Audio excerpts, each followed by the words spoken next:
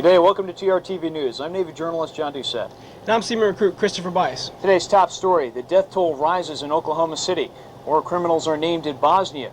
And ATM card and phone card PIN number theft rocks TR. Chris. And in sports, George Foreman may have to fight Axel Schultz once again. Lenny Wilkin gets a chance at the gold in '96. And we'll take a look at the top 10 picks in the NFL draft. Thanks, Chris. We'll have all these stories and more when TRTV News continues.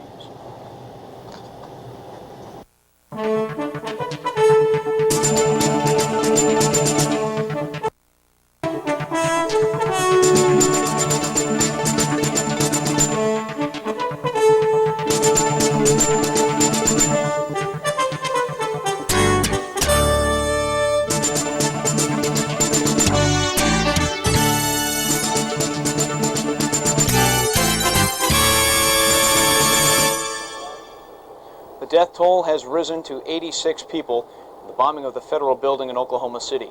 The final number is expected to go beyond 200 dead. Meanwhile, authorities raided the home of James Nichols, who was in custody in Detroit as a material witness, and found enough bomb-making materials there to charge him with violations of state explosive laws. However, nothing found has a direct connection to Oklahoma City. Nichols' brother Terry was in the Army with prime suspect Timothy McVeigh.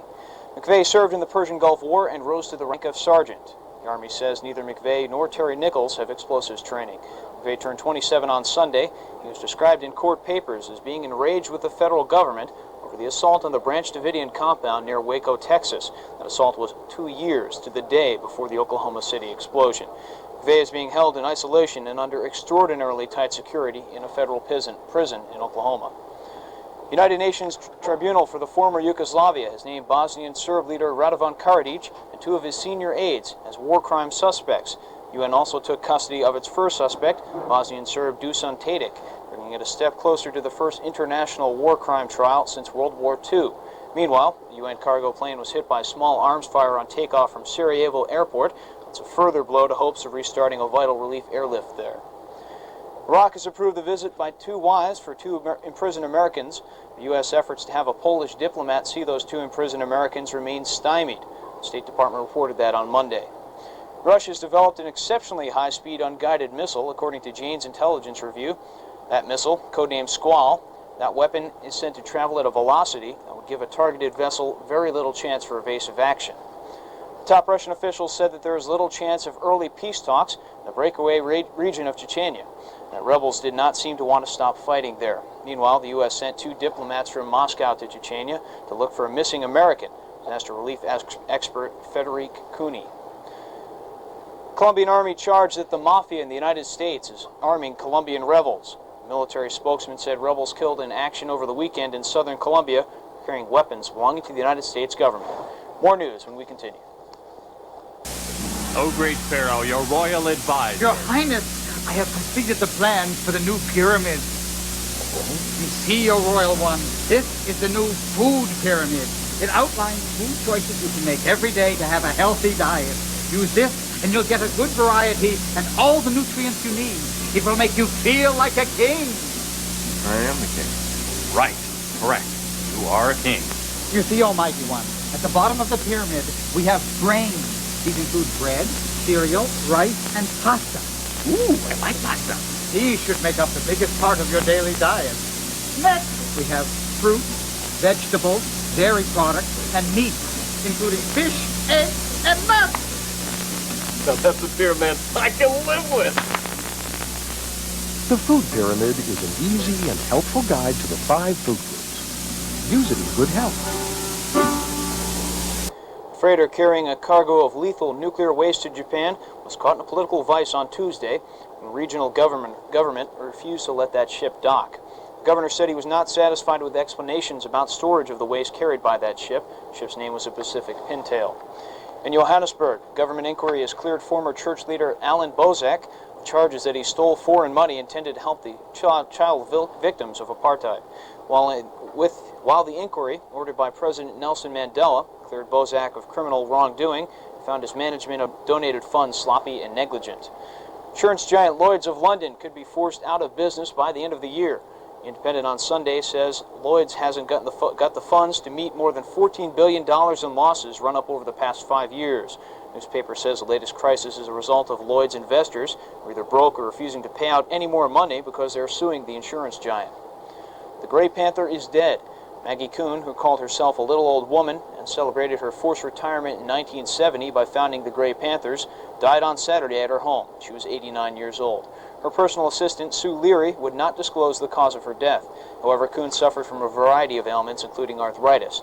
She spent the last 25 years leading people young and old in the fight against age discrimination. TR News is coming up next when TR TV News continues. Sometimes things don't come out the way they're supposed to. I don't mean to make a mess. It just happens. But my dad understands. He makes me feel better.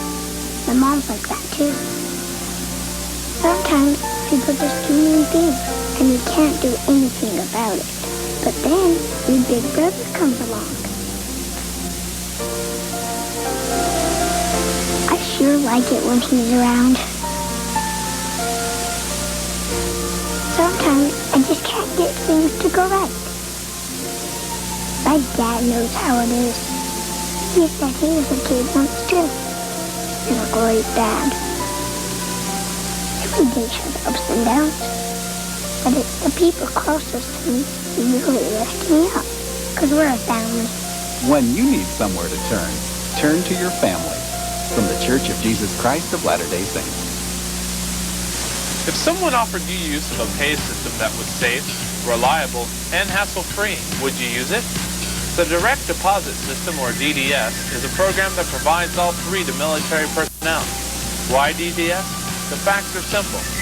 Pay goes directly to your bank account and begins earning interest. It's convenient. No matter where you are, your pay is deposited to your bank on time. No more hassles with money orders, lost paychecks, or postal worries. Paying bills are as easy as sending a personal check. Need some fast cash available? The split pay option can divvy up your pay deposit between your bank account and to your ATM account on board TR. Last but not least, you have enlisted, re-enlisted, or extended since 15 July 1991. DDS is the law. For further information, talk to your disbursing clerk at JDial 7982. Stop by the disbursing office to pick up your DDS form today.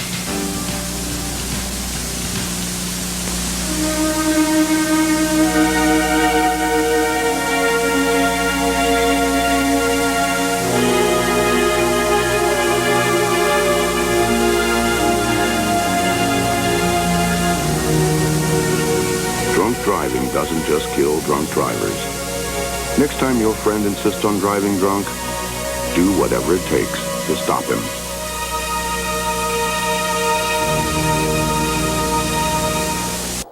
In local news, there's been an increase in the unlawful use of telephone calling cards and automated teller machine cards.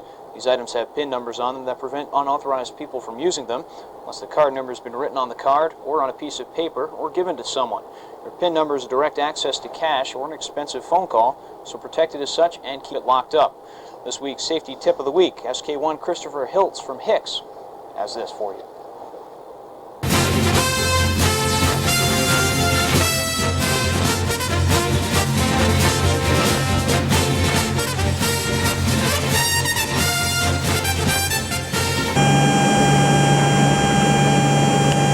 Hi everyone, I'm SK1 Hiltz. I'm the Hicks Divisional LPO, and I'm going to talk to you a little bit about batteries and aerosol can separation. The problem we're having, guys, is people aren't separating regular batteries, and everybody has them. Aerosol cans, everybody has those as well. The thing is people aren't separating them into different categories, and they're going through our incinerator room. Well, batteries and aerosol cans, especially an aerosol can when it's not punctured, will be highly flammable and be combustible, and could possibly harm you, very much so.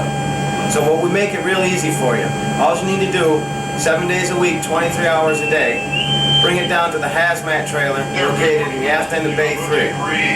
We'll be more than happy to take them from you. There's no paperwork required. So guys, let's get right on the ball and let's start doing this so we don't hurt anybody or hurt our shipmates. And that's my safety tip of the week. Thank you, Petty Officer Hiltz. Due to the limited manpower and recreational services during the upcoming import period, they're asking for volunteers to stand gym watches to provide increased hours of operations. Their help will benefit the entire crew. If you're interested, sign up at Rec Services, or for more information, call JDial 7876. This week, rates of the ship. Petty Officer John Donahue talked with data processing technician First Class Charles Rhodes about the job data processors and data systems technicians. He files this report. Today's busy high-tech world calls for people with skills and knowledge about computers. One rate in the Navy that can give you that knowledge in abundance is data processing technicians and data systems technicians. Without these two rates, most of the jobs on board TR would be impossible to accomplish. We have one division officer, Warren, Chief Whitson, and about 17 DPs down here currently assigned. Other facets of data processing are to go out and work with the customers, training them on how to operate different pieces of software, hardware, installing hardware into systems. We also do life cycle management aboard the ship. Life cycle management requires that we track the PC from the time it's purchased to the time that it's actually thrown away or given away and leaves the ship. Sometimes that's not an easy task, so in that case we ask for your help. If you're interested in learning about computers, it's best to learn it step by step. One of the things I think the best philosophy is to go out and eat what you can eat in a setting. In essence, you want to go out and do exactly as much as you can do or learn as much as you can learn without overindulging. If you eat too much, you don't feel like doing anything else. If you take in too much about the computer world or whatever part of the computer world you're trying to tackle, then you get sick. And eventually you put it down, you don't really go after it anymore. You don't want it. You don't feel like eating that kind of food anymore. So you want to take just enough to nourish yourself and to where you feel like you're growing and learning and understanding and digesting it, and then go back later on for another setting in the computer world as far as learning. I think that's the best philosophy that you can tell anybody. If you stay in the Navy or decide to test the markets in the civilian world, the data processing field will prepare you for the future. To an individual. Well, it has a lot of benefits when you get out.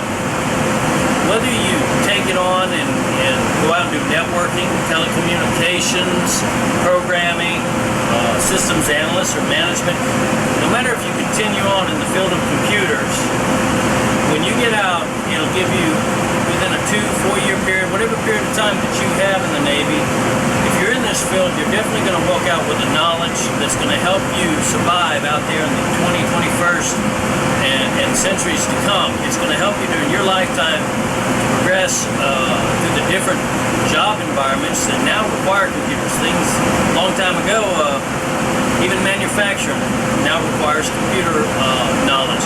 And having that basic knowledge is what's going to help you go forward. For TRTV News, I'm Navy journalist John Donahue. Thanks a lot, John. If you're wondering where the mail is, it's here. 2,500 pounds arrived this evening and a mail call is scheduled.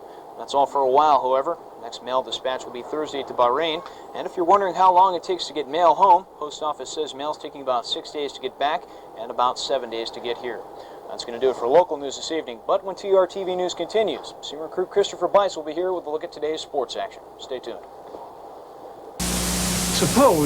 Just suppose I were a burglar casing this neighborhood.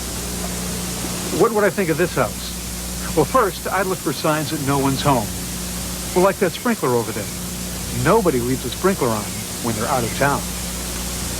Of course, it could be on a timer. A burglar wouldn't know that. Surprised? Just like in the movies, looks can be deceiving. Now, there are a lot of things you can do to make your home look occupied, especially if you're only going to be gone a short time. Have a neighbor make small changes to your home's appearance. Opening and closing curtains. Putting lights on a timer. Bringing in the newspaper. Or leaving an unfinished project outside to confuse a potential thief. Remember, even a short trip can be an opportunity for a burglar. Think of yourself as a movie set director. Give your home a lived-in look, and that way, just like in the movies, the good guys win.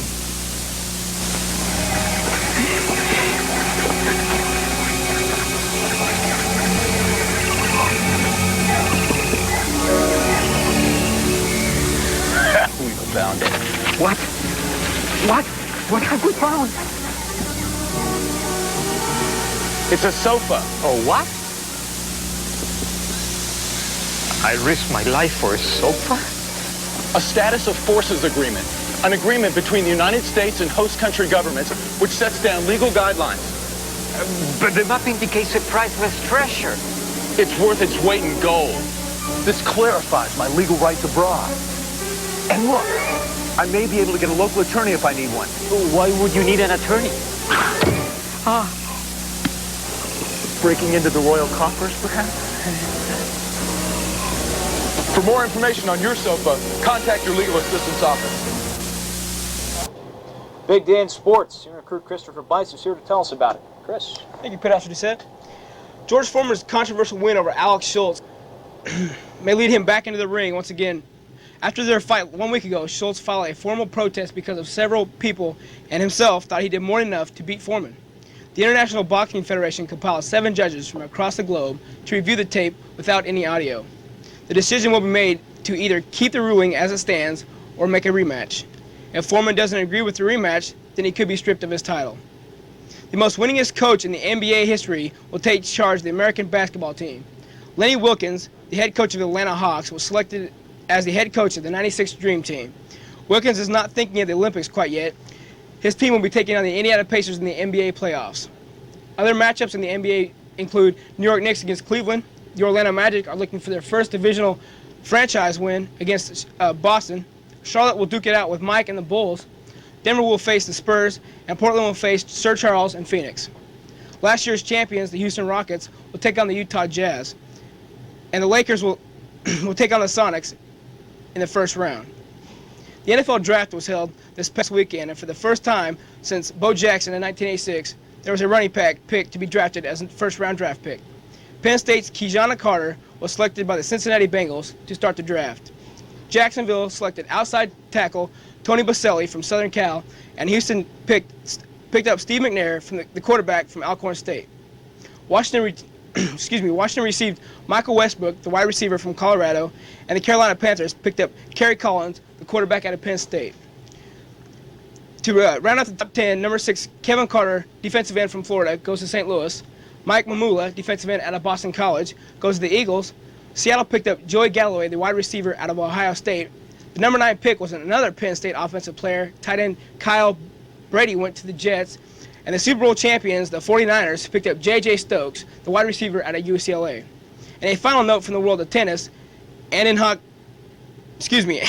the Rangers down the Caps 5-4. Hartford beat the Canadiens 4-3. The Islanders beat Boston 5-3. Florida pounded Ottawa 5-1.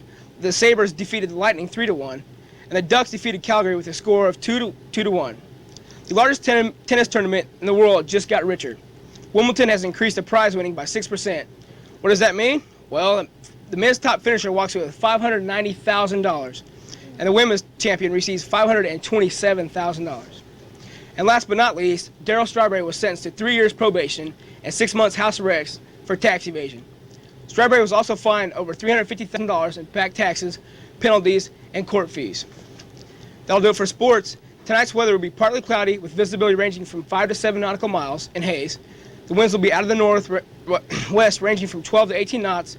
The seas will be from 2 to 4 feet, and the lows will be 72 degrees. Tomorrow's weather will be partly cloudy with visibility from 5 to 7 nautical miles, and the winds will be out of the northwest from 10 to 15 knots. The seas will range from 2 to 4 feet, and the high temperature tomorrow will be 80 degrees. Go ahead, Thanks a lot, Chris. Any picks for the upcoming NBA playoffs? I'm thinking personally Boston over Orlando. That's my pick. Right? I'm thinking the Knicks all the way, Pedestrian said. Knicks all the way. We'll see about that. Also, baseball. Didn't baseball start today? Baseball started today, and we'll have more scores tomorrow on what all happened in baseball. What all happened in baseball today? A lot of baseball games on today. Great. Thanks a lot. That's going to do it for this edition of TRTV News. Coming up next is the Master Minute with Master Chief Jim Hurt. We'll see you tomorrow. Navy journalist John Doucette. Top Senior Recruit Christopher Bice. Have a good day.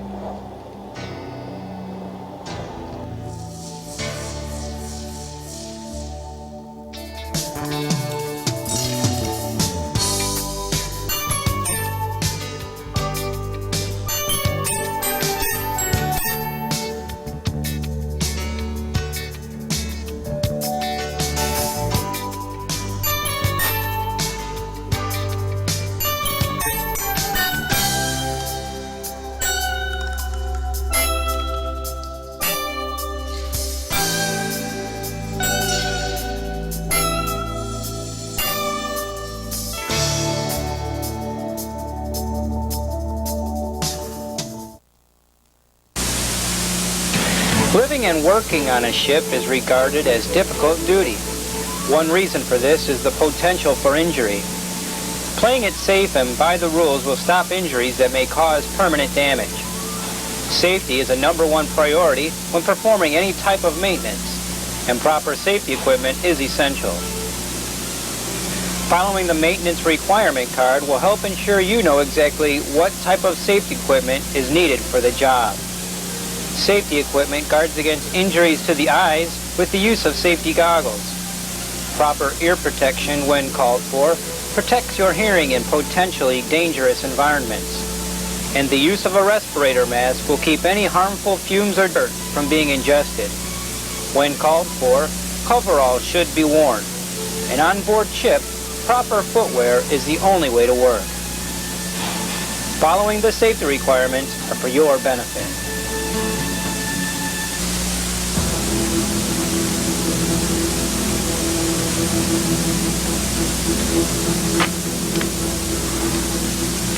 It's a pity Foxwood lost his mount in the battle.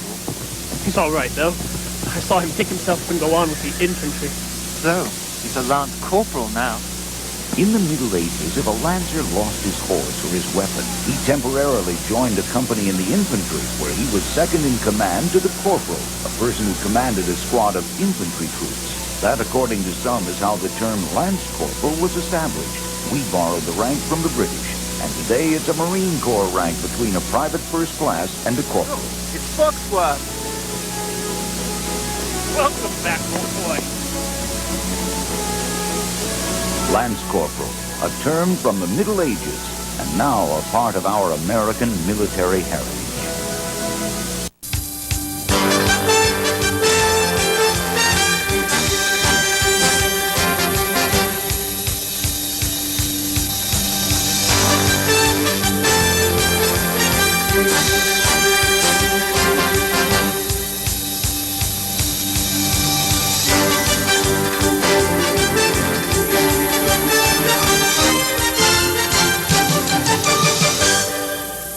Good evening. Welcome to the April, I guess it's April, 25th edition of the Master Minute. Do have a few things for you tonight, not a very long one. You did hear on the news that we did get mail in. We got 2,500 pounds that came on board about 18:30 tonight, and so they will have a mail call before tap, so stand by. Next mail dispatch will be on 27th of April to Bahrain, so mail isn't going to leave until 27th, it looks like. And this transit time, guys, we left a bunch of test letters with one of the ombudsmen back in Norfolk. She drops one of those in the mail to us each day, and we drop one to her, and we're recording the transit times to the States and back. And since we left, the average transit time has been 6.2 days to getting back to the States, and for the States to us has been 6.9 days. Now, interspersed in that, there's been some letters that took as many as 9 days to transit, 10 days on one occasion, and several in there 5 and 6 days. So that's just a sort of a rundown that Senior Chief Holland's given you on mail service. As we make our transit around Saudi Arabia over to the Straits of Hormuz, things get a little dicier here as far as logistics, so maybe a little, you may not have a mail call every day, so we'll see how that goes. We've got a couple of situations where we need some extra manpower, and we don't have enough people in these two areas to maintain services to the crew exactly like we'd like to do it. One is the library. If you have some spare time, you like to donate a little bit of time, how about stopping up and seeing Chief Martin? He can use some help up there. They keep the library open about 22, 23 hours a day with a very small staff, in addition to all the other great work that they do with regard to all the religious services that are carried out on board the ship, plus all the counseling, plus all the Red Cross messages that they handle, and of course they have the library to keep up too. So if you're interested in that type of thing, you have a few extra hours to spare each week, you might stop by and talk with Senior Chief Martin. We've got another issue, and that is wreck services, a little short-handed when the ship is in port. We have several small sailboats that we brought on the ship with us, And we're trying to get some individuals that have sailing experience to volunteer their time to wreck services when we're in port and we're operating those sailboats. The plan is to take the sailboats to the beach each day and basically give sailing lessons and allow people to take them out from the beach.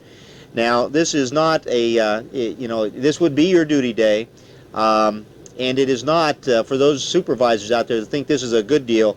Believe me, these guys are going to be working. They're going to be maintaining these boats, giving sailing lessons, cleaning the boats up at the end of the day, getting them in the water, lifting them out of the water, all that kind of stuff. So it will be a long duty day, believe me, from sun up to sundown. If you are in a situation where your department division can spare your services, you're not a critical NEC or something like that within your department or division, you can put in a chit and request to do that. We need 3 people per duty section for that duty. Another thing that we need to do, we're getting a lot of complaints when the ship is in port that the gym is not open longer. Guys, we just don't have the horsepower or manpower to keep that gym open as long as you'd like to have it open when we're tied up, because quite frankly the recreational services guys are, 1, in duty section so they can have a little liberty along with the rest of the crew, and 2, they're out doing the sporting events, tours, and all that kind of stuff, making all that stuff run for you, the crew. So if you have some extra time in your duty section or in your duty day and you'd like to volunteer to help the recreational services folks out standing watch in the gym to keep it open some extra hours while we're in port, please stop by and see Chief Parker or Chief Hancock up in recreational services, and they'll tell you how that can benefit the whole crew.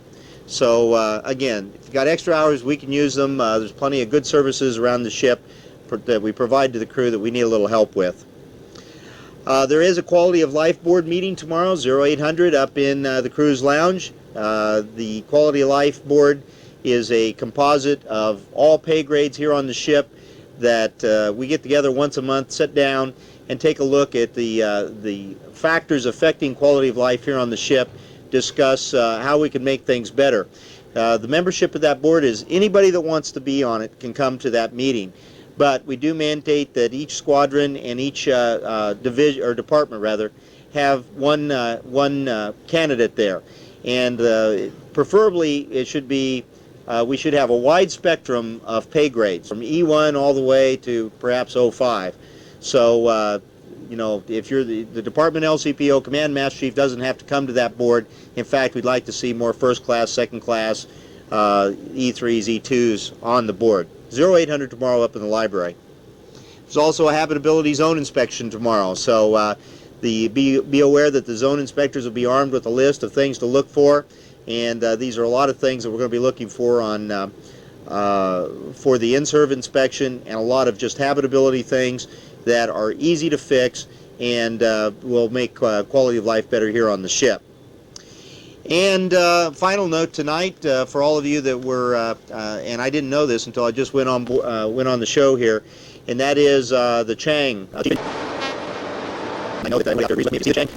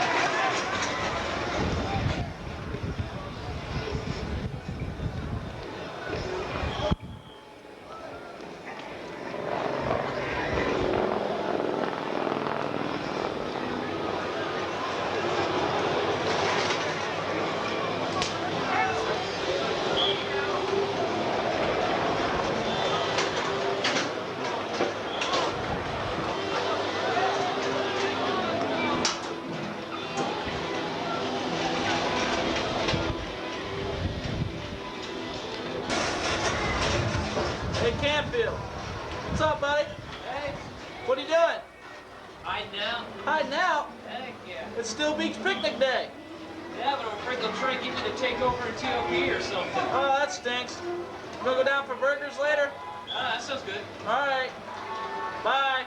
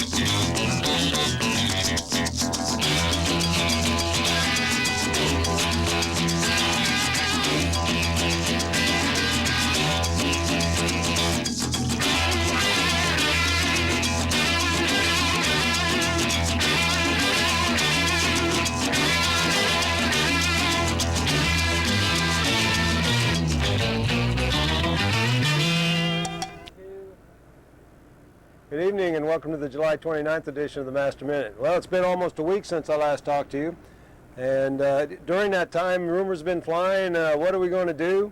How are things going in Bosnia? Even rumors of a shoulder-mounted surface-to-air missile fire or somewhere around Aviano, all kinds of things going on. So I decided tonight would be a good time to have Commander Cooney up and give us a straight story on how things are going in Bosnia. Commander, it's good to have you back up again, and hopefully clear out some of the rumors and get us on the straight and narrow again. Well, I hope so. I hate to barter in the trade of rumors, and I feel like it's a bad nightmare to keep coming back and talking about these same things over and over again. But I'll do a quick review here for you. In a moment, we'll go to the chart and talk about the groups again and what's really going on, so we have an opportunity to kind of catch up. I know that it's one of the things, it's hard to know the players without a scorecard, and I'm only coming up every couple of weeks, so it makes it a little difficult to keep it going. But if you've been watching the news at all, we have had a situation over the last month where the Bosnian Serbs have taken over a couple of UN-protected safe areas in the eastern part of Bosnia. And if we ready for the chart yet here? If we go to that, please. We'll talk about that. Okay. Again, our main groups here are the Bosnians, who are Muslims and occupy the middle part of the country, Bosnian Serbs, who own all the territory around the outside. There's another Bosnian enclave here. And then the Croatians. And within the Croatians, there are Serbs that live in Croatia, and there are Croatians that live in Serbia or in Bosnia. So we've got everybody covered at least twice in here. At any rate, the real violence kicked off a couple of weeks ago when a couple of safe areas in this area, Srebrenica and Zepa, were attacked by the Bosnians. They have been overrun. The people that live there have been bused, trucked, or forced to evacuate into the Tuzla area and into the main, what we call the amoeba, the main part of Bosnia. Many of the men from age 15 to 60 have been held still by the Serbians as prisoners of war to be exchanged later for Bosnian Serb prisoners. What happened was the Serbians moved on down, and there's a third safe area called Gorazda. Last week, under the British leadership, most of the key countries that have people in here as peacekeepers sat down and tried to come up with a way to draw a line in the sand to stop the Serbs. And what they did is they said, if Gorazda gets attacked, then there's going to be a major air campaign, not just pinpricks as they describe it, but we're going to go out and we're really going to bomb the Serbs and we're really going to hurt them. And we had to wait for clarification until Monday or Tuesday of this week while we were in port, when the NATO ministers got together, and the NATO ministers were expected to say not just Gorazda, but the other UN safe areas of Sarajevo and Bihać would also be triggered.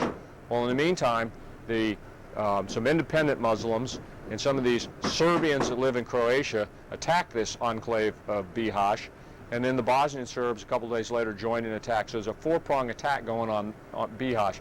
The initial couple of days, the attack was very successful, but the Muslims have stiffened. Their defenses are doing very well, and right now that's fairly static.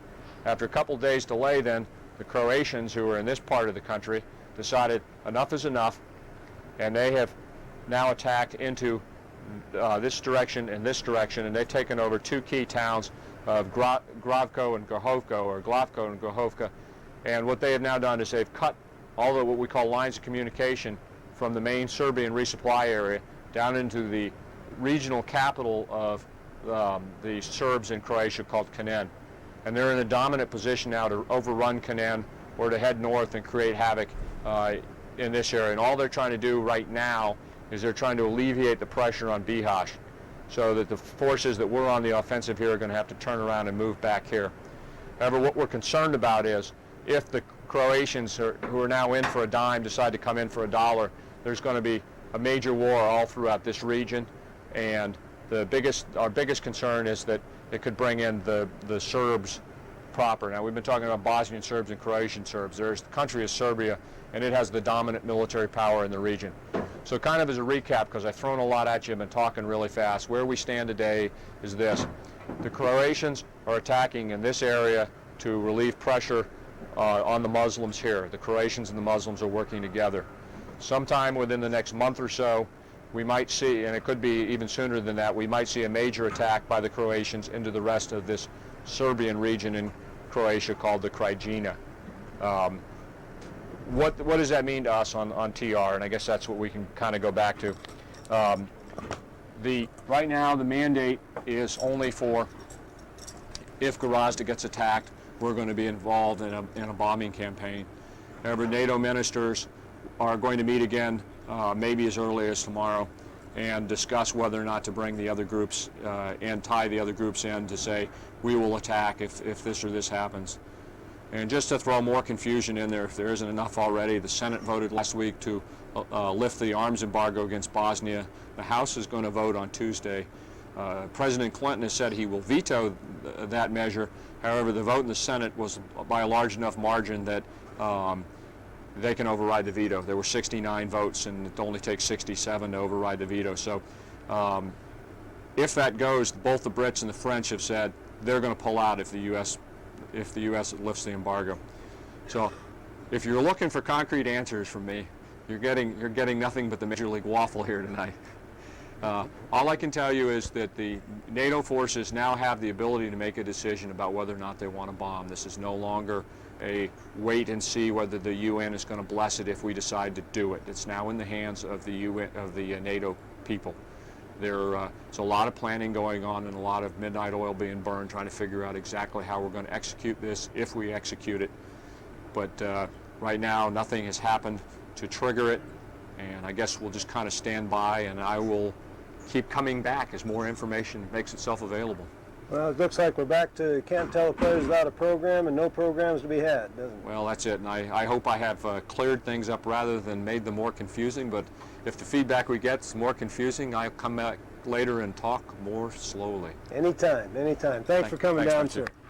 Okay, we're back at it again, back in the saddle, so to speak. Kick things off this morning with a fantastic USO show. I'm sorry that not all of you could get up to see it. I realize that there were a lot of you still at sea and anchor when we kicked it off, and we tried to avoid that. However, the weather pushed us back on our getting underway time and getting the crew on board. So we couldn't slide the show any further because we still had a lot of stuff to get done in order to start flying this afternoon. So we slid it as far as we could, and as well the troop that did the show only got about 2 hours sleep last night after getting out here and getting situated. They've been going on short sleep all week since they left the States. No more than 2 or 3 hours sleep a night.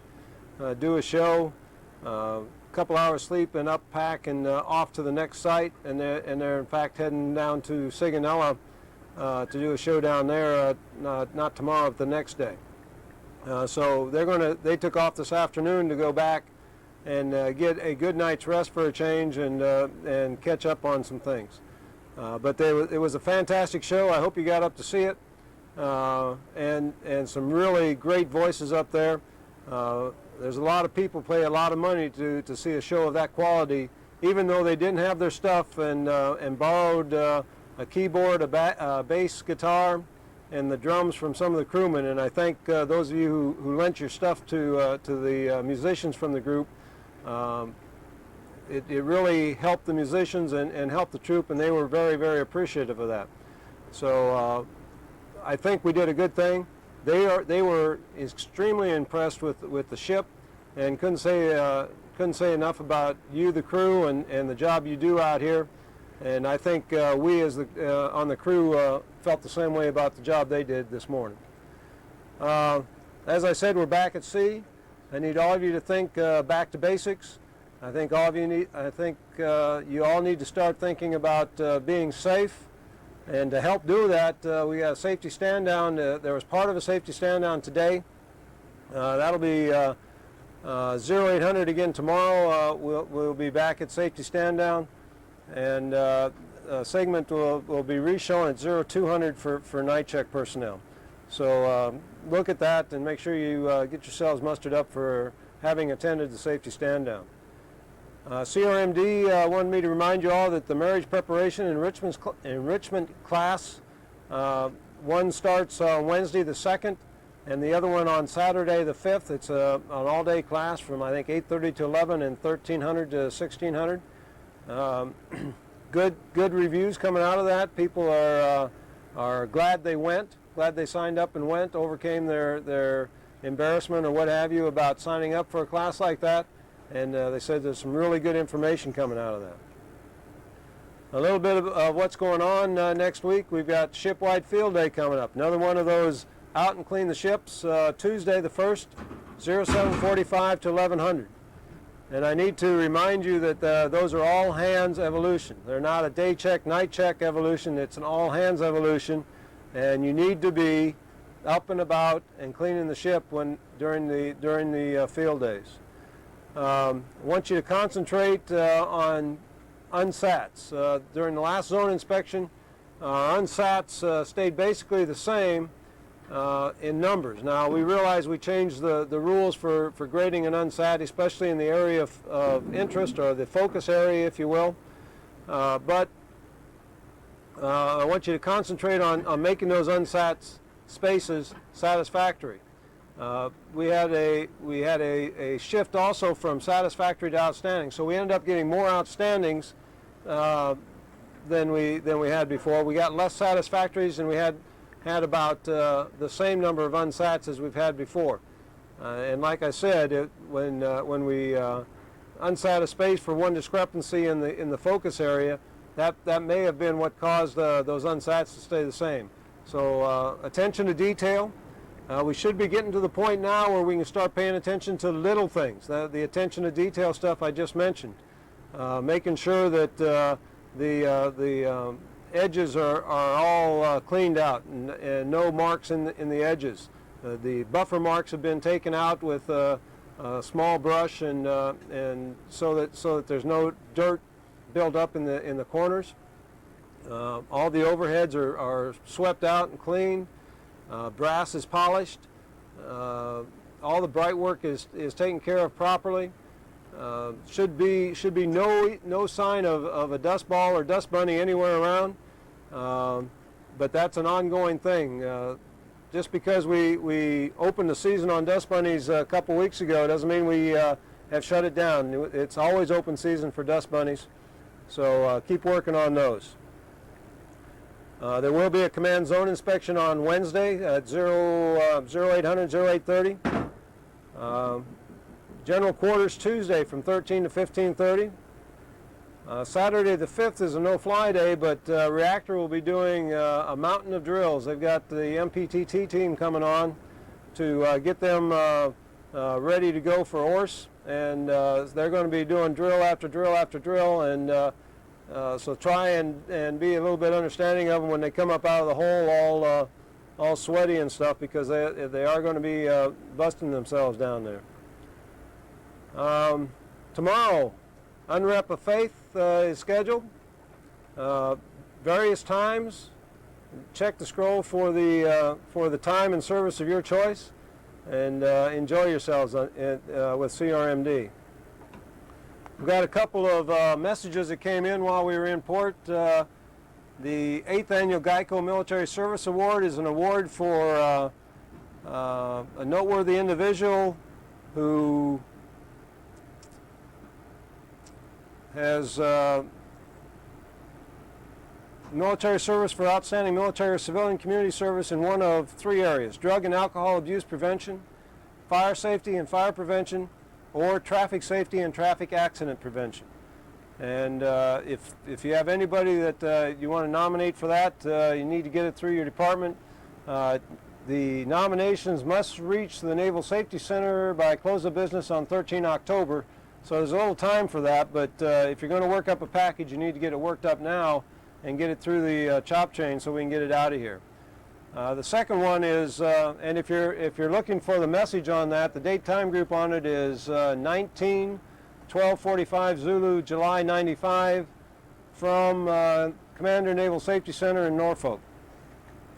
The second one is the Military Citizen of the Year Award. The Commander Naval Base Norfolk is accepting nominations for the 1995 Samuel T. Northern Military Citizen of the Year Award. It's an award for community service, sponsored by the Hampton Roads Chamber of Commerce, and will be presented at a Military Appreciation Day on 19 October. Sea service personnel assigned in the local area are eligible. Nominees should demonstrate full and active participation in off-duty community activities, in addition to the criteria expected of outstanding military personnel. The award is not for a single act, but rather for sustained community service. And nominations should be submitted to ComNav Base by 1 September. So that's a little bit quicker acting, so we need to get on this one. The date time group is ComNav Base Norfolk, 27/1802 Zulu, July 95. If you don't have copies of that, have someone come by my office and I'll let you make a copy of my copy.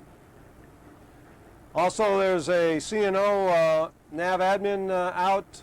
Date time group is 24/12/57, talking about the job advertising prototype. Basically what it goes on to explain, it's a fairly long message, is that detailers, starting with the PN rating this fall, will be putting the jobs they have available, basically putting the requisition list out on Bupers Access, so you can go in and shop for the jobs that are available, are coming available in your window of opportunity. And it goes on to explain how it'll work and stuff like that. But it's not going to be in place for everybody for a while yet. It's just coming down the road. It sounds like a neat way to save you from having to talk directly to the detailers. Just get a fax, or not a fax, but a modem, and someone with the Bupers Access code, and you can get into the system and see what's there.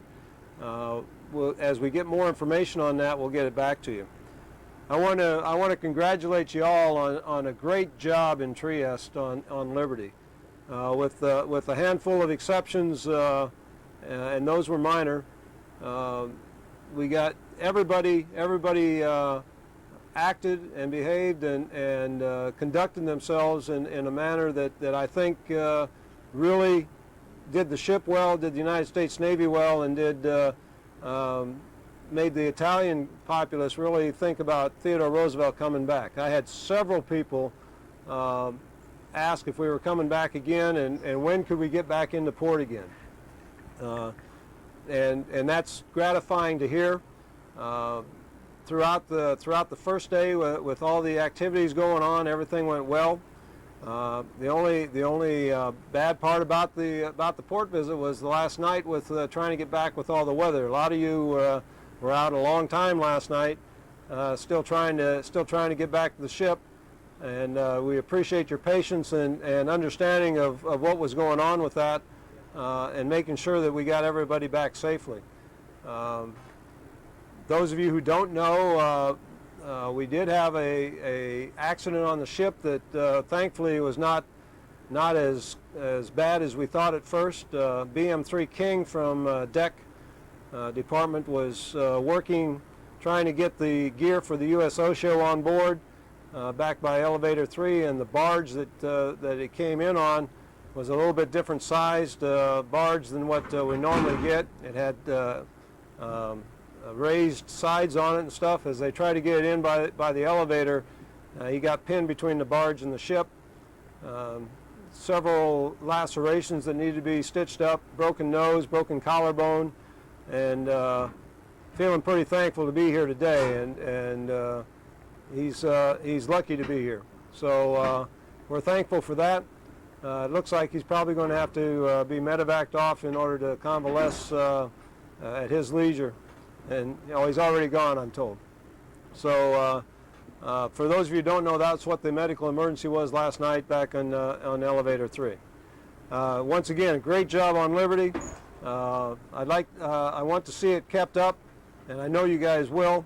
It's really a pleasure to have to sit here and tell you how good you did on Liberty, and that's all a prime example of taking care of your shipmates so they can take care of you.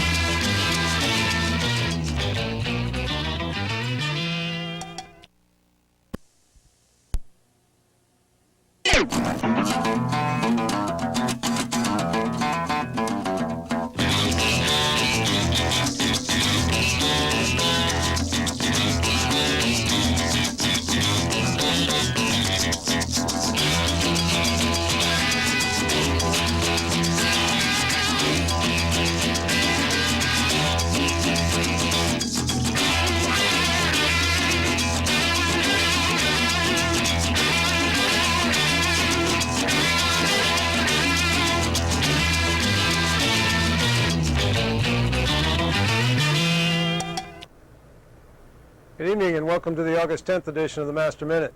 There's a lot of things going on today, but first, before we get to that, I have Chaplain Hunt up here with me and 3 of the Navy Marine Corps relief interviewers that have dedicated a lot of their time, volunteered a lot of their time to interview cases for Navy Marine Corps relief aid, and have done a fantastic job for us on the cruise. Chaplain, it's Navy Marine Corps relief is one of those things that we couldn't do without out here. A lot of people have to have some type of aid in order to go back on emergency leave or to help families and stuff like that.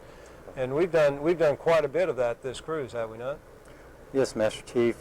Since we've been underway, we've done 33 cases for approximately $13,000 worth of assistance. That's quite a bit. And these guys, before the money's granted to a loan or just an outright gift, interview the guy to establish need and how much to give them and stuff like that. And this is just a small token of our appreciation and the Navy Marine Corps Relief Society's appreciation for the job they do out here in assisting us and the chaplains administer the program. So I'll step out of the way and bring them up here. First is SK Chief Select Hiltz from Supply. Everyone's supposed to call him Chief. He stood here and told me.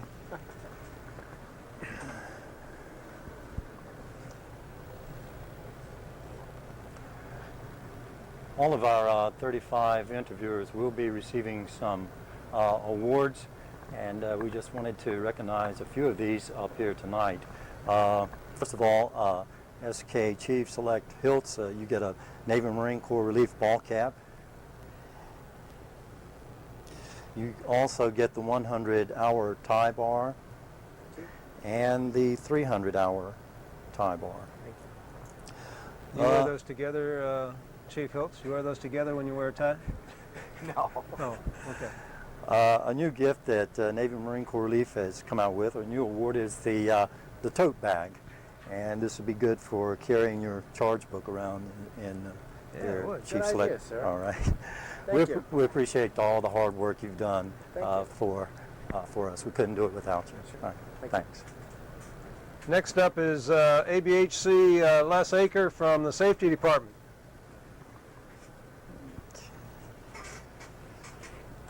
Chief Aker also gets a ball cap, and we have a certificate of appreciation presented to ABHC Lester Acre for devoted and exceptional volunteer service to the Navy and Marine Corps Relief Society, thus contributing to the morale and welfare of Navy and Marine Corps personnel and families while serving as an example of inspiration to others. Thank you very much. All right. Thanks, Chief Acre. Good job.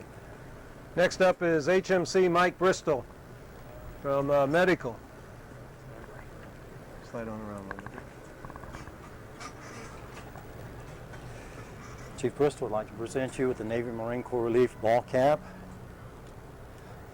Also the 100-hour tie bar and the 300-hour tie bar. Also for you is a certificate of appreciation to HMC Service Warfare Air Warfare Raymond Bristol for devoted and exceptional volunteer service to the Navy Marine Corps Relief Society, thus contributing to the morale and welfare of Navy and Marine Corps personnel and families while serving as an example and inspiration to others. Chief Bristol has also served as the rep during the absence of the rep and the assistant rep. We appreciate you standing in for us. No problem. Thanks. It's always great to recognize the people that help us do our job out here, do our job better, I should say, because without these people, it's the morale for some of the guys that have personal problems back home, either whether they be family tragedies or just financial problems and stuff like that, would be much worse than we could bear out here in 6 months, really. Right, that's Chief. So. And there's 35 of these guys that volunteer their time. They have to go through, I believe it's a four-day workshop, and then they have to volunteer for 1 day of volunteer work with the Navy Marine Corps Relief Society there in Norfolk on Hampton Boulevard before they get certified as an interviewer. And so it's not something that you just say I want to do and you are one. You have to put some time into it. You have to go through basically how to budget. You have to go through laying out finances so people know what they can afford and what they can't afford, and how whether or not it's a loan or whether it's what's the other word for it? Grant. A grant. A grant, of course, is something that's not paid back. A loan is paid back, and these guys do a fantastic job for us. If you know who yours is in your department, stop by and say thank you, because he's done you well. Throughout the ship in every department, they've all done us well, and we give them all a well done and thank you. We got anything else we need to put out from CRMD tonight? Yes, we do, Master Chief. We're going to have a marriage enrichment preparation night check class. As you know, we finished a series of daytime classes, and that's going to be 22 August. So keep that in mind. Okay. And one more thing, we're going to have a lay leader appreciation service on the afternoon of 27 August. We have a lot of lay leaders who help us out with the program. Right. Without the lay readers and the leaders, we wouldn't have probably half of what we have from CRMD, because they actually run some of the offerings that CRMD has. So it's always nice to recognize those guys for doing a great job for us as well. Sure is. Okay, thank you very much for coming up. Thanks for letting us come up. We're going to take a short break and then be right back with the rest of the Master Minute. 1942, a U.S. destroyer was tracking a German submarine at slow speed. The Hedgehog, a new anti-submarine device consisting of 24 separate charges, was being readied for launch. Because only one of the Hedgehog's 24 charges needed to hit the target, U.S. ships became more efficient in the battle against the enemy. The Hedgehog, another important World War II first. One of the main sources of stress in our lives is work. Everyday pressures, deadlines, and frustrations can take their toll, both physically and emotionally. That's why it's important to know when to slow down and turn to play. Hobbies, exercise, entertainment, and other activities that can help you unwind, relax, and help you back on your road to health and happiness. Gotcha. Game's over. Time to pick up your toys. Hey, Tommy, pick me up. You don't want somebody to trip over me, do you? Yeah, this looks like an obstacle course. Pick us up. Come on, pick us up. No, pick me up first. That's right, put us away. Yeah. Give your quarters a pick-me-up. Thanks. Even simple items may cause someone to trip. Good word. That's better. Nice going. Wait till your dad hears about this. On the night of November 12, 1942, a Japanese naval force sailed to Guadalcanal intent on shelling the U.S. Marines there. An outnumbered U.S. naval force met the enemy head-on. In an unusual strategy, the flagship cruiser USS San Francisco boldly ran the gauntlet, zigzagging to within yards of the enemy ships. Gunfire lit the night sky, and the San Francisco was in mortal danger. But the brave actions of 4 men saved the ship and earned each of them the Medal of Honor, more than on any other ship in a single action in World War II. Boatswain's Mate First Class Reinhard Kepler saved the ship from fire. Lieutenant Commander Herbert Sconlin kept the ship afloat by skillfully using the flush valves. Commander Bruce McCandless took command of the action topside when the bridge was destroyed. And Admiral Daniel Callahan designed and implemented the bold strategy that saved hundreds of Marines on Guadalcanal. 4 men, each awarded America's highest military honor for his actions during World War II. We're back, and with me now is Chief Moshak from Rec Services. Got some information on sporting events that are coming up in Cannes, and what kind of stuff we got going on this time. Master Chief, we got just about everything from softball to bocce ball. That may enthuse some of your older folks out there. We'll start it out with softball. The ship's varsity team is scheduled to play a combined fire department and police department team on the 18th in Monaco. Part of the deal for this is each player should bring a ball cap with them to exchange with the other team. Something that we started in Trieste and worked out real well there, so we're going to try and continue it forward here. There's also a 3-man basketball tournament scheduled for the 17th at 1800. They can handle up to 23-man teams. Again, each member is expected to bring a ball cap to exchange out. You can sign up in Rec Services for that, and we'll get all the teams across and make sure all the information is on the beach. The soccer team is tentatively scheduled to play on the 14th. They're playing one of the local clubs, and it's on a extremely nice field from what I understand, almost stadium quality, but there's no time available at this moment. Golf, for all you hackers out there, is scheduled from the 15th all the way through to the 18th. It's 120 francs, or about $26. What you're going to have to do is pay at the course, bring your receipt back, and we'll refund you 20% as we normally do. There's a little trouble with this one, though. You got to have under a 26 handicap in order to play on the real nice course, which has 18 holes. If you got over a 26 handicap, they got a 9-hole course for you. You get to play twice, but unfortunately it's the same price. We have 20 tee times per day reserved starting at 0830. They have a limited number of carts and rental clubs. We got some rental clubs up in Rec Services. You can come up there and check them out through us. You need to give us a call, reserve your tee time, get everything set up, and we'll have transportation for you out to the golf course. A 5K run is set up for the 16th at 0730. Again, this is no cost, but they sort of expect you to bring a ship's ball cap out. The city is going to provide some sort of award, whether it be a medal, a trophy. We're not quite sure what it's going to be yet. Volleyball, here's something a little different. We're going to have a beach volleyball tournament on the 14th at 2100. Again, we're going to have 3-man teams, and they can accommodate anywhere between 3 to 20 teams.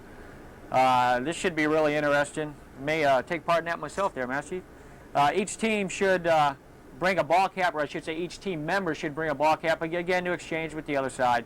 There's no cost associated with this one either. As I said, there's bocce ball. There's going to be a bocce ball tournament on the 14th and 17th starting at 1700. Each date is open to 24 crew members that wish to participate, so if you're interested, give us a call on Rec Services. We'll take your name down, and we'll get you out there. Once again, as with the other ones, bring a ball cap as your entrance fee. Chief Parker's on the beach currently trying to work on a tennis tournament. About the only thing we got on this is it's going to be limited to 20 participants from the ship. Unfortunately, I don't have any date or time at this moment, but I'll get that out via the TV scroll or the POD as soon as that information arrives. There is some diving available. That's through a local dive shop. The cost is approximately $48. There's 2 trips per day departing at 09:30 and 14:30. You don't have to be a certified diver for this one. Beginners are welcome. Again, go to the shop, purchase your ticket, bring your ticket back, and we'll give you the 20% rebate. The dive shop is located about 1 block from Fleet Landing, so it's real close. For you sailing enthusiasts out there, looks like sailing's going to be a go. We've located an overnight storage area, and we got approval from the XO to take the boats out. It's going to be at a beach about about 1 block from Fleet Landing, and we should have more information to follow on that one shortly, Master Chief. Great. Now that price for golf and diving, especially the $48 and $26, that's the price at the course, and then it'll be discounted 20% back here after we come back, right? That is correct. Golf is actually 120 francs, which breaks out to about $26, and we figured it out to be about $48 for the diving. But again, just bring your your tickets back. We'll rebate you 20%. We should start taking rebates on the 19th as soon as we depart. Okay. And for those of you worried about money exchange, I saw Lieutenant J.G. Hand on the hangar deck during UNREP, and he said that we're going to have a money exchange at Fleet Landing, similar to, where was it, Corfu, I guess, where we had money exchange at Fleet Landing. The banks, most of the banks are going to be closed from the day we come in until Thursday, so about the only place you're going to be able to get money, I think, is at Fleet Landing. I'm not sure if the cambios are open or not, but we'll look and see on that. Thanks for coming up and sharing that with us, and hopefully we get a great turnout for those things. I just ask everybody to keep an eye out for the POD and a TV scroll, and that's how we'll get the information out to the crew. We'll make sure it happens. Okay, going on with some of the other stuff, there's a lot of other things going on in Cannes as well. We've got several events that crew members are being invited to go to. They will be in uniform. Most of them will be in uniform. Some are in civilian clothes, but you can only sign up for them if you're in a liberty status or a standby status granted liberty. So the word on these will be coming out through your department LCPO. So if you're interested in doing something like that, you get hold of your LCPO and let him know that you're interested, and so he knows when he gets quotas passed out, and we'll split those up between the Air Wing and ship's company. Worksheet verifications for exams. We got a lot of worksheets verified, and I congratulate you all on your patience in waiting to get through the line and get in and get your worksheet verified. We're going to have another Stragglers Day, and that will be on 12 August, which is Saturday, from 0800 to 1100, and it'll be in the ESO office up at 03 TAC 102 TAC 4 TAC Quebec. And if for some reason you weren't able to get down there the last 4 days, you need to get up there on Saturday and get done. As Chaplain Hunt was saying, there's a night check marriage preparation and enrichment class. It'll be held on 22 August. Class will begin at 20:30 and be from 20:30 to 04:30 with a break for chow from 2300 to 0045. If you're interested, contact CRMD at extension 7980. ATMs, once again, will be secured from 0001 on until 0300 on 14 August, and then again on 16 August from 2300 to 0200 on the 17th for balancing.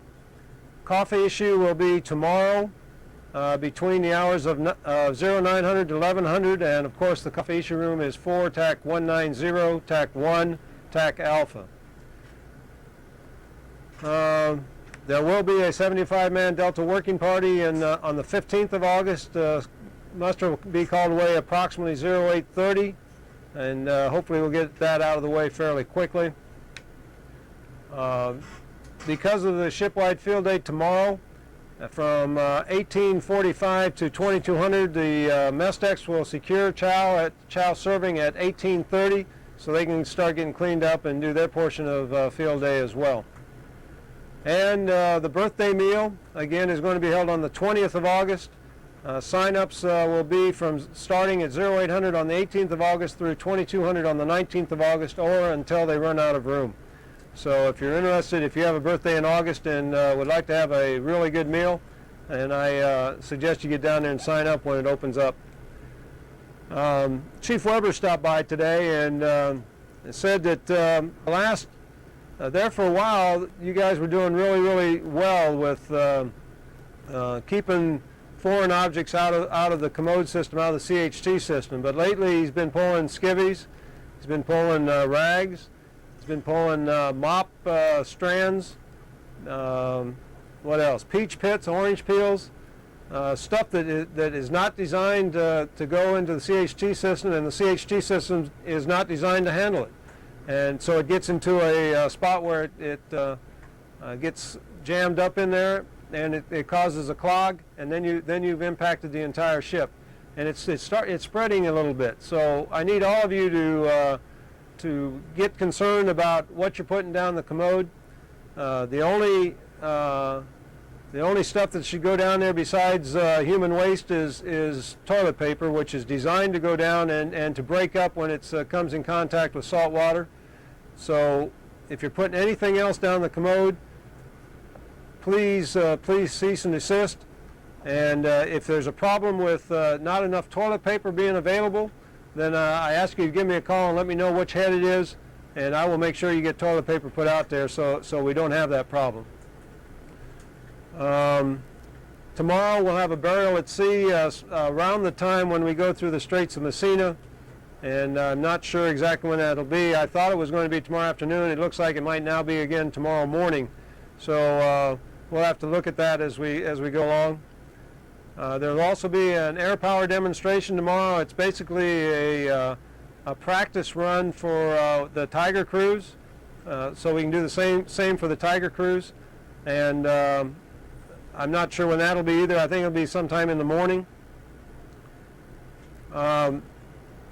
It's becoming apparent that a lot of you are disregarding the instructions about the blue tile area. Blue tile space is restricted to flag, the captain, and those people that have immediate business in that area. For probably 99.9% of the crew, that means you don't need to be in the blue tile area. So I expect you to stay away from that. That means you walk around to the other side of the ship to get from fore to aft if that's what you have to do. And the reason for that is because we have many distinguished visitors that come aboard, or what we consider distinguished visitors anyway. And that space needs to be the showplace of the ship. It can't stay that way if we have everybody and his shipmate walking through that area, because it becomes just a normal passageway like any other passageway. We spend a lot of effort to keep that passageway and ladder well really spiffied up for visitors, and we expect your help to keep it that way.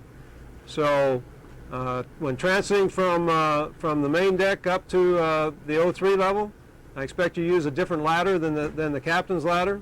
And when on the 03 level, I expect you to stay out of the blue tile area on the starboard side from about frame 165 or so forward to about 145 or 135. I expect you to stay out of those areas, and unless you have business with an office in that area. Business from on the other side of the blue tile area means you walk around. Once again, field day tomorrow, 1845 to 2200, focuses on heads, getting them cleaned out and straightened up. And immediately following the Master Minute tonight, we have a special treat back in June, April, May, June, I guess it was. We had a team from Cincinnati, Ohio out here, a newscaster and a cameraman from Cincinnati, Ohio out here. They did a lot of clips and interviews out here, and took it back, put it together, and really made a nice presentation that they split out over 3 days and presented on the nightly news back there. They were gracious enough to send a copy of that out to us to show us what they did. It's a really class presentation, and it's going to be shown immediately after this Master Minute tonight. That's all I've got for tonight. As we're going about the ship and getting ready to go into port, let's make a special effort to look after our shipmates, and they'll look after you.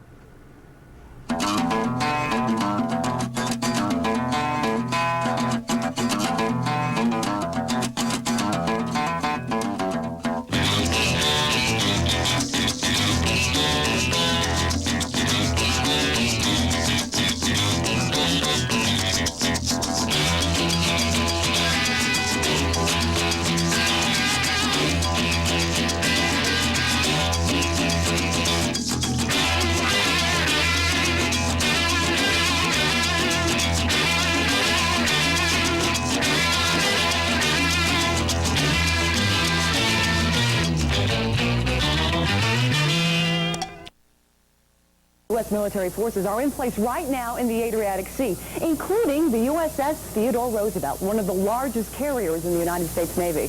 19 News photographer and I were granted permission to come on board the Roosevelt just a few weeks ago. And the minute you set sight on this ship, you are overwhelmed by the size of the structure and very impressed at the magnitude of its mission. But before we set foot on the deck, we first had to tailhook on the ship. Once we teamed up with foreign journalists and came face-to-face with our military transportation, we knew just getting to the USS Theodore Roosevelt would be an adventure. But nothing could have prepared us for this.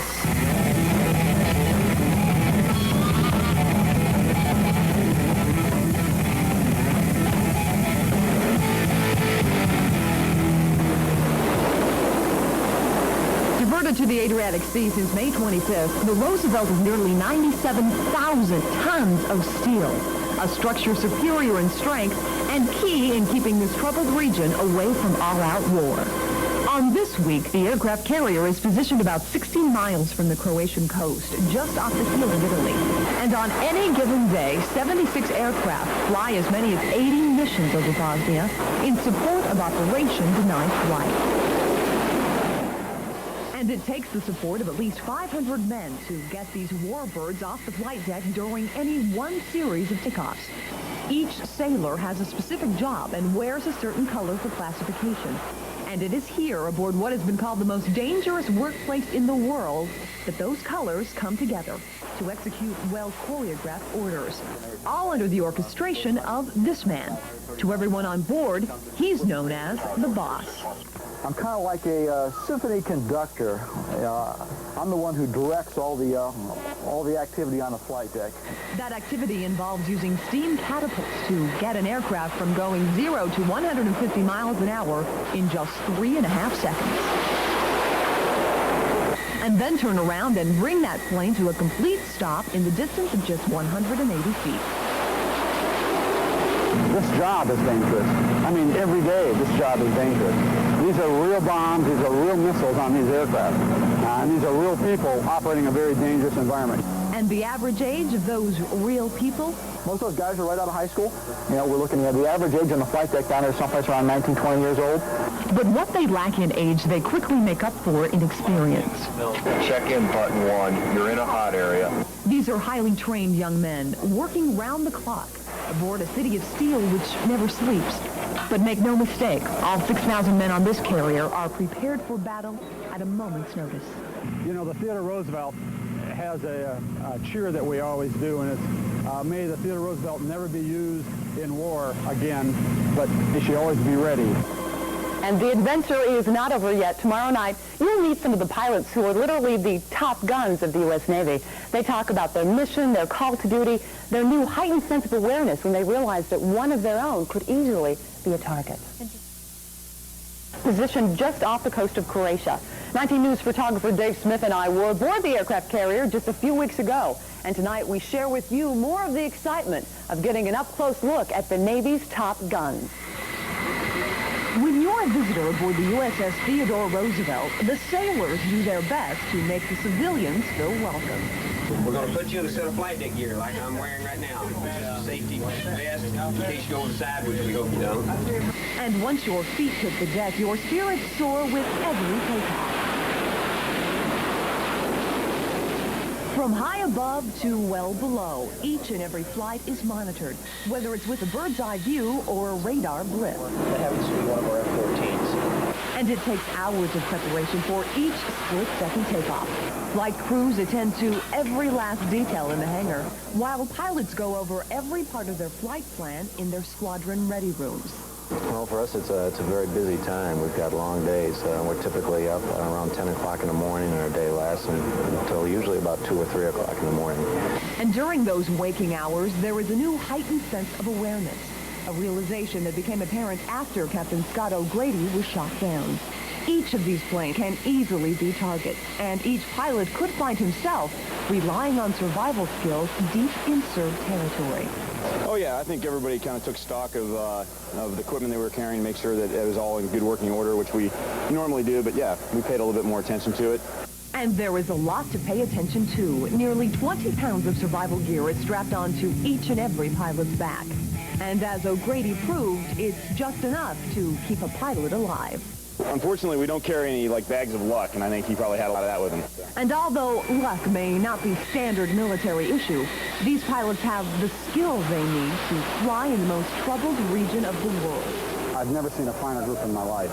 And I have bragging rights on this, I know, and I'm supposed to say these things, but I really believe it. They're wonderful. I hope all America is proud of these young men down here doing their mission, because they go out and look danger in the eye and come back smiling about it.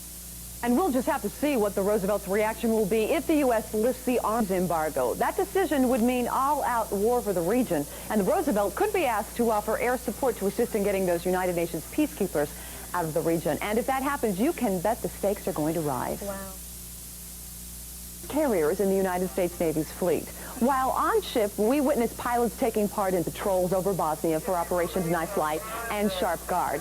But we also took time to take a sneak peek below deck and discovered life at sea is more than just a job. It's a daily adventure. Life aboard the USS Theodore Roosevelt is full of order and military precision. But life at sea in troubled waters is anything but easy. There's ladders to climb, floors to be mopped, and meals to be made. Lots of them. 25,000 a day, to be exact. And finding your way around this city of steel isn't always easy. You see, hallways can quickly turn into confusing mazes. And finding an open door, well, that's sometimes very difficult. And of course, if you get lost, you can always turn to the map that will tell you you are here. And here aboard ship, one day easily can look like the next. The monotony alleviated with an occasional game of cards or a visit to the ship's gym. And if you're lucky, you might just run into a familiar face. That's what happened to Bob Winburn and Scott Turner, two guys who were practically neighbors in northern Kentucky. He was on about 5 months before me.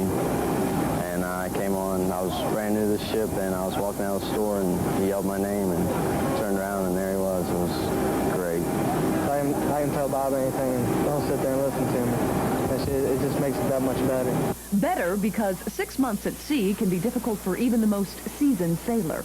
No matter your experience, there are all sorts of obstacles on board that can trip you up. Are you still tender up here? The most common injury on this ship, you guessed it, sprained ankles. But each patient is nursed back to health here in the ship's hospital by two men who got their training in the tri-state. Where did you get your nurse training? At Christ Hospital School of Nursing and also the University of Cincinnati. So how different is it to work here aboard the USS Theodore Roosevelt?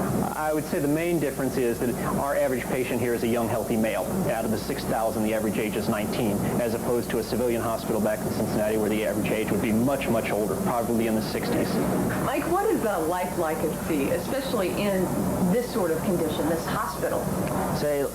For us, it's a normal type of everyday office visits. We see approximately 2,000 patients a month.